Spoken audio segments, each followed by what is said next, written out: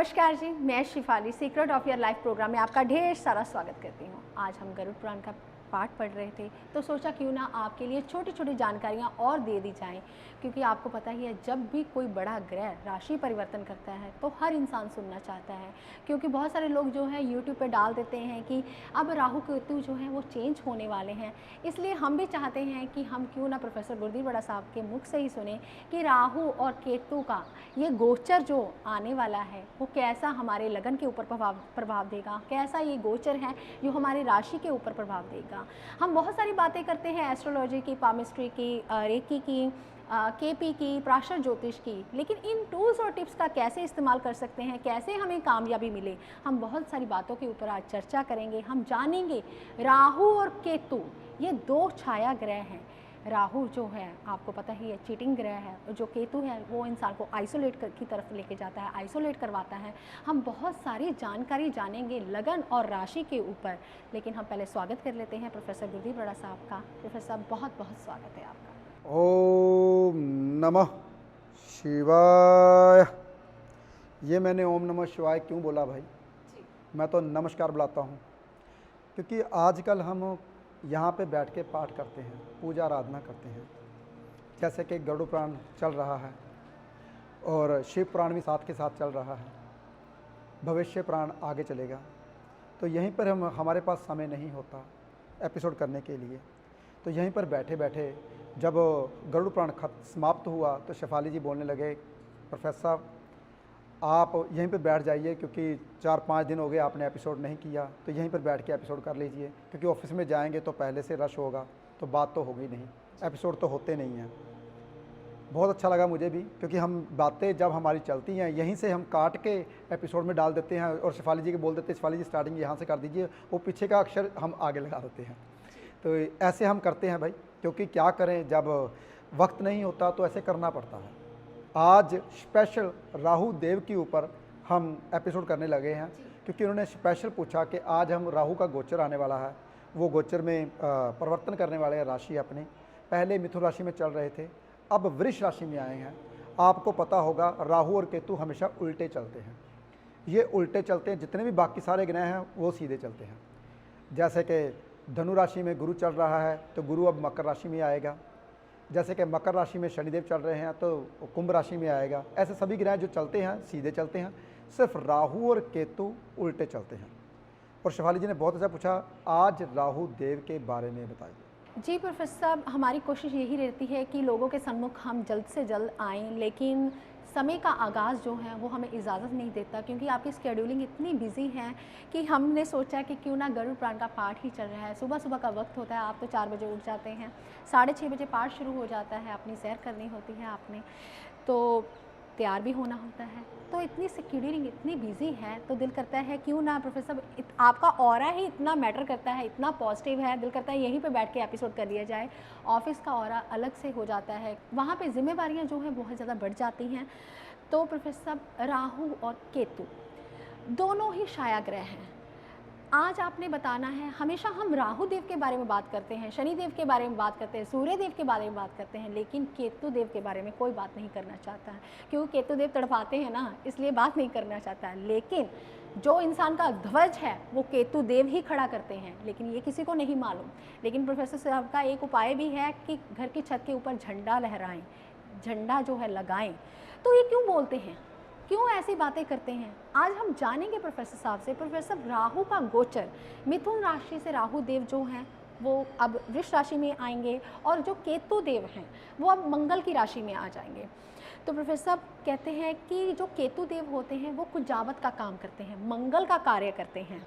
तो केतु को हमें केतु देव को भूलना नहीं चाहिए। हम हमेशा राहु की बात करके, और जो जितने ज्योतिष ब्राह्मण हैं राहु देव के ऊपर डरा देते हैं, आपका राहु ऐसे है, फलाना है, ऐसे हो जाएगा, लेकिन केतु की कोई बात नहीं करना चाहते। आपको पता है केतु की इसलिए बात नहीं करते क्योंकि केतु देव ही ऐसे हैं जो इंसान को तरक्की की ओर लेके जाते हैं। ऐसा नहीं जिसका 25 अंक है, 7 अंक है, ये लोग थोड़े से धार्मिक होते हैं, थोड़े से क्यों, बहुत सारे धार्मिक होते हैं, ऐसे लोग ही ज्योतिषी बनते हैं।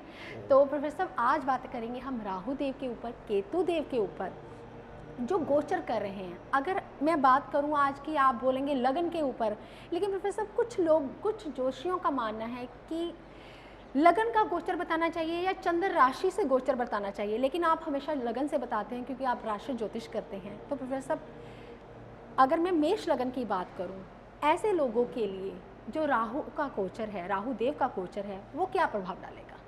बहुत अच्छा पूछा शिफाली जी आपने।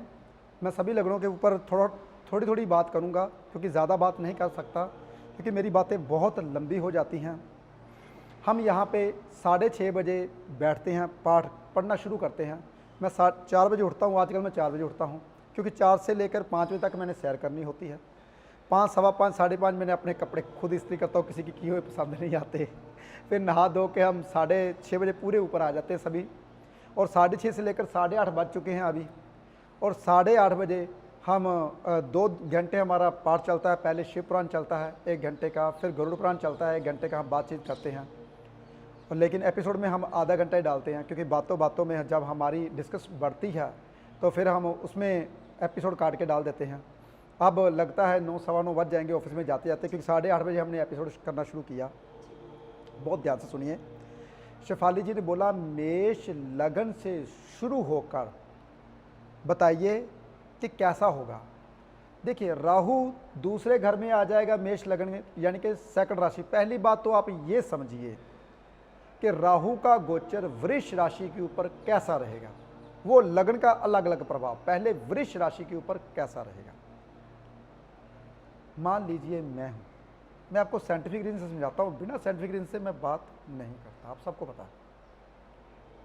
मान लीजिए मैं जा रहा हूँ हिमालय की ओर, वहाँ पे मेरे गुरु बैठे हैं जिन्होंने मेरे को शिक्षा दी।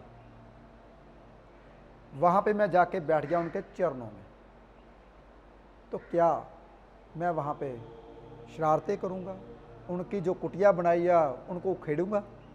क्या जो साधु संगत उन गुरु जी से मिलने आएंगे उनको भगाऊंगा? जो चेले आएंगे उनको बताऊंगा इनको कुछ नहीं आता गुरु के बारे में?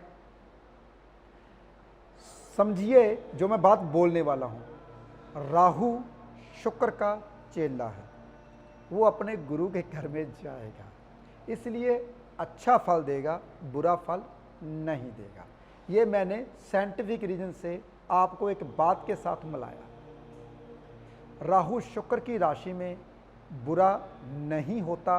वो अलग बात है कि शुक्र की राशि आपके कौन से घर में आ रही है। जैसे कि मेष राशि में शुक्र की राशि आ रही है तो घर में कलेश होगा, पैसे आएंगे, जैसे आएंगे 4 गुना पैसे और साथ ले जाएंगे, क्योंकि घर के लिए कलेशकारी होता है अगर दूसरे घर में राहु आ जाए तो।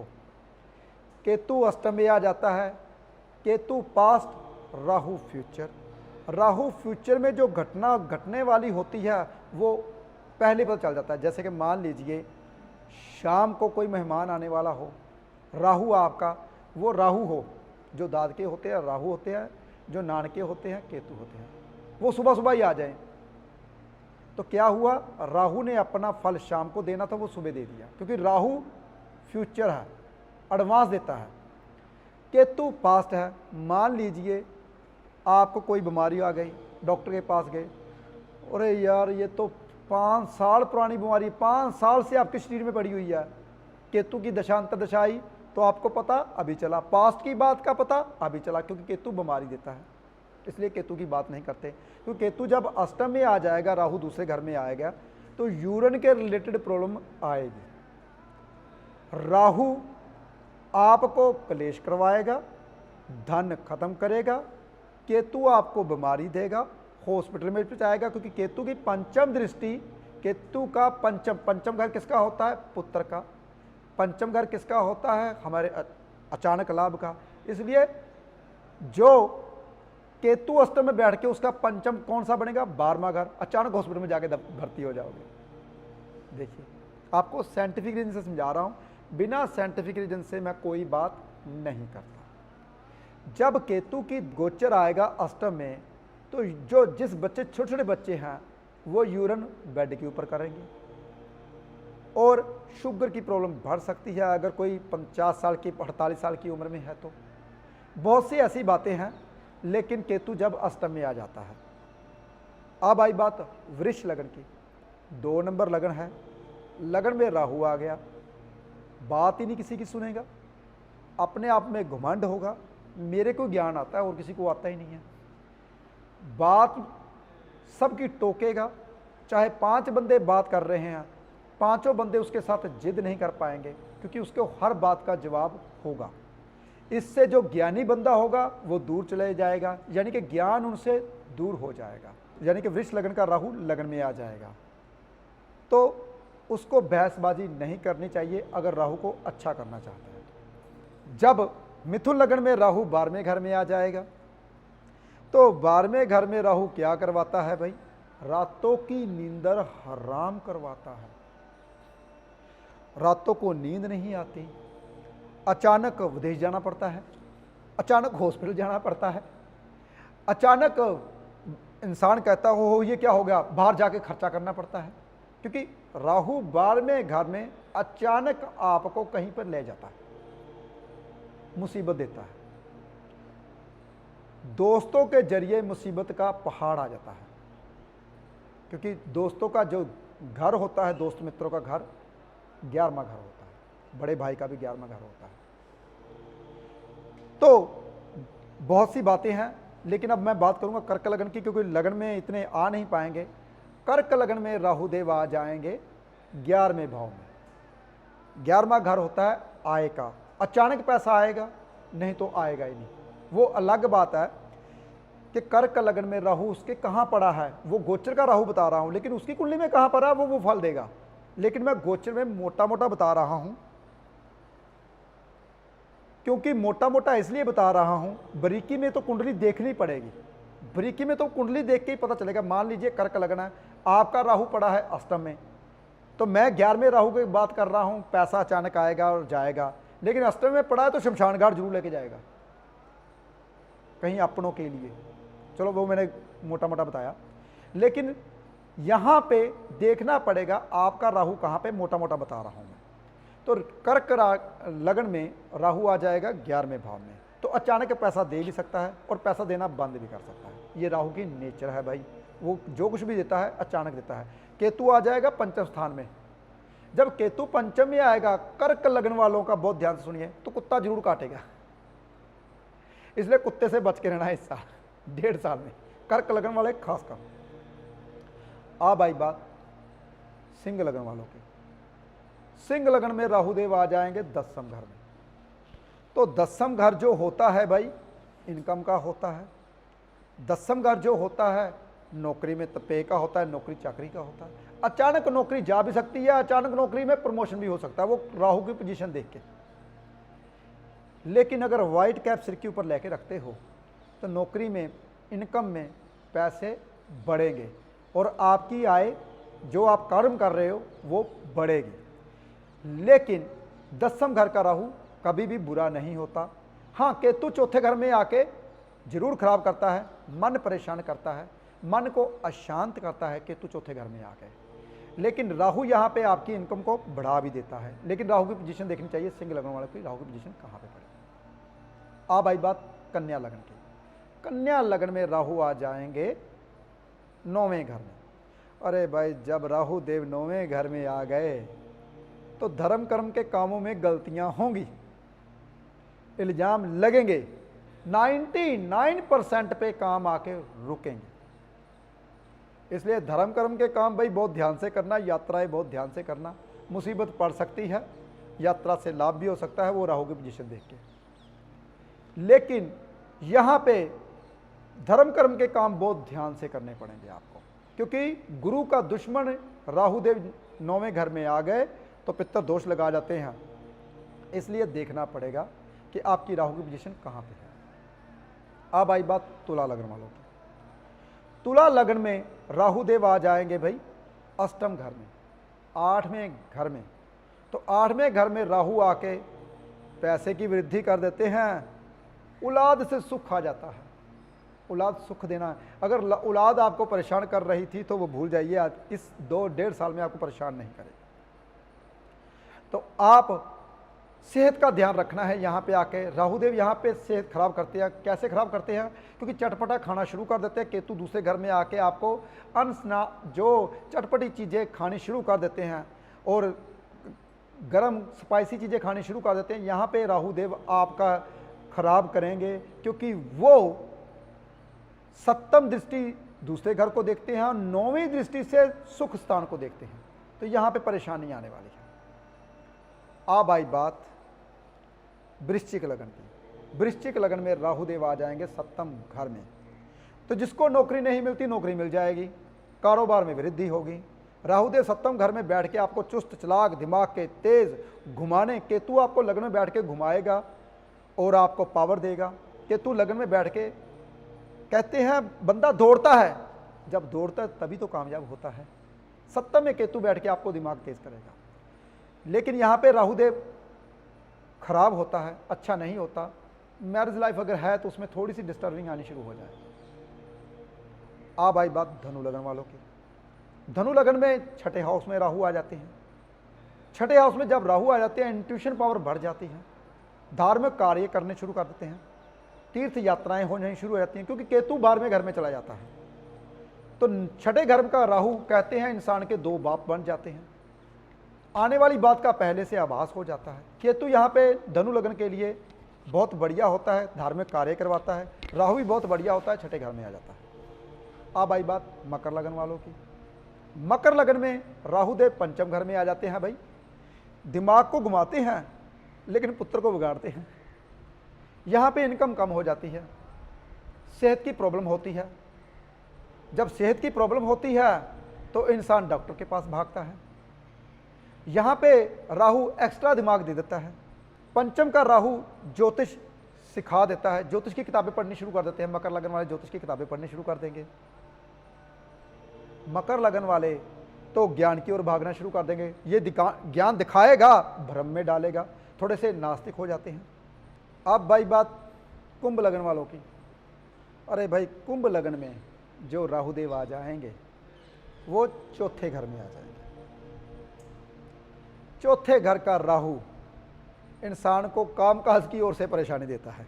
अगर कोई गवर्नमेंट जॉब है तो उसको तरक्की मिलती है। भाई चौथे घर में अगर राहु आ जाए तो जिसका कारोबार चलते हैं वो कारोबार चलने बंद हो जाते हैं। अप डाउन रहता है कारोबार, कभी चलता है कभी बंद रहता है, कभी चलता है कभी बंद रहता है। मन अशांत रहता है, माता की सेहत खराब हो जाती है। चौथे घर में राहु लग्जरी गाड़ी जरूर दे देता है। इन 1.5 सालों में जिसका चौथे घर में राहु आने वाला है कुंभ लगन में, वो लग्जरी चीज़ जरूर लेते हैं। अब आई बात मीन लगन की। अरे भाई मीन लगन में राहु तीसरे भाव में आने वाला है, यानी कि तीसरे भाव का राहु बहुत अच्छा होता है। मीन लगन का राहु जब तीसरे भाव में आ जाएगा, 9वें घर में केतु होगा, तो क्या करवाएगा? तीर्थ यात्राएं, भगवान के साथ जुड़ेगा। फिर वही बात आ गई, राहु तीसरे भाव में कोई भी गलत बात होने वाली होगी तो पहले से पता चल जाएगा, जैसे कि छठे भाव में पता चलता है। राहु तीसरे भाव में इंटेलिजेंट कर देता है। अगर बच्चे पढ़ते हैं तो पढ़ाई में कामयाब रहेंगे इस साल में। तीसरे भाव का राहु आपको तीर्थ यात्रा कराएगा अगर आप बड़े हो। तीसरे भाव का राहु आपको तरक्की देगा, आपको कारोबार में उन्नति देगा। जी प्रोफेसर साहब, अभी हमने बात की राहु और केतु देव की। ये 1.5 साल का गोचर हमारी ज़िंदगी में खुशियाँ लेके आ रहा है, तरक्की लेके आ रहा है या बुरा प्रभाव दे रहा है? हमने बहुत सारी बातें आप भी बताई, लोगों को बताई, आपने अपने परिवार को बताई। लेकिन प्रोफेसर साहब ये राहु और केतु ये बहुत बड़े ग्रह हैं। जब भी चेंज होते हैं तो ज़िंदगी में खुशियाँ भी लेके आते हैं, उथल पुथल भी लेके आते हैं। तो 1.5 साल इंसान के कैसे गुजरेंगे ये आपने मोटा मोटा बताया, लेकिन बाकी तो आपने बता दिया कि कुंडली देखकर ही पता चलेगा कि अगर आपकी राहु की पोजीशन वहीं पे आ रही है तो वो कैसा फल देगा। मान लीजिए प्रोफेसर साहब, अगर मेष लगन है, अगर राहु दूसरे भाव में गोचर कर रहा है, अगर कुंडली में, जन्म कुंडली में भी राहु देव दूसरे भाव में है, तो वो क्या फल देंगे? बहुत सब कुछ शिवाली जी, आपने एक बात ज़िंदगी में याद रखनी है आप सब ने। जहाँ पे राहु देव बैठे हुए हैं, जहाँ पे सूर्यदेव बैठे हुए हैं, जहाँ पे शनिदेव बैठे हुए हैं, अगर गोचर में वहीं पे ग्रह आते हैं तो अच्छा फल नहीं देते। ये 1.5 साल अगर राहु देव पहले से ही वृष राशि में जिसके कुंडली में बैठे हुए हैं, उनके लिए अच्छा फल नहीं होगा। सबसे बड़ी बात तो ये है कि पोजीशन देखनी पड़ेगी कि राहु कितनी डिग्री का होने वाला है। अगर आप डिग्री नहीं जानोगे तब आपको राहु देव के बारे में कुछ नहीं पता चलेगा। अब राहु देव पहले आपको पता ही है कि 29, 50, 29, 49 से अंदर जाएंगे, फिर धीरे धीरे डिग्री कम होती रहेगी। इसलिए राहु अगर उसी डिग्री में बैठे हैं, जैसे कि मान लीजिए वृष राशि में 2 डिग्री में राहु देव बैठे हुए हैं, तो वृष राशि में राहु देव अंदर एंटर किए तो उनके लिए बुरा प्रभाव नहीं होगा। भाई बीच में 29 डिग्री का 28 डिग्री का फर्क है, जबकि डिग्री कम से कम 7-8 रह जाएगी, तब राहु देव बुरा प्रभाव पड़ने शुरू करेंगे जब अपनी डिग्री के ऊपर आएंगे। डिग्रियों का बहुत बड़ा महत्व है। जब तक आप डिग्री को नहीं जानते आपको कैलकुलेशन नहीं आएगी, जब तक कैलकुलेशन नहीं आएगी तो अच्छी आप प्रेडिक्शन नहीं कर पाओगे। तो इसलिए जिसके पहले से ही वृष राशि में राहु देव बैठे हुए हैं, अगर वृष राशि में दोबारा से राहु देव वहाँ पे आएंगे, जैसे कि मेष लगन में बोला शेफाली जी ने, दूसरे घर में राहु देव बैठे हुए थे, क्लेश करता था पहले से ही, अब राहु देव वहीं पे ही आ गया तो डबल क्लेश शुरू हो जाएगा। तो इसलिए घर से चला भी जा सकता है, वो अपना मकान भी ले सकता है, घर वालों से दूर हो सकता है। तो बहुत सी ऐसी बातें हैं, अगर जैसे जैसे शेफाली जी मेरे से क्वेश्चन पूछते जाएंगे आपको वैसे वैसे मैं जवाब देता रहूँगा।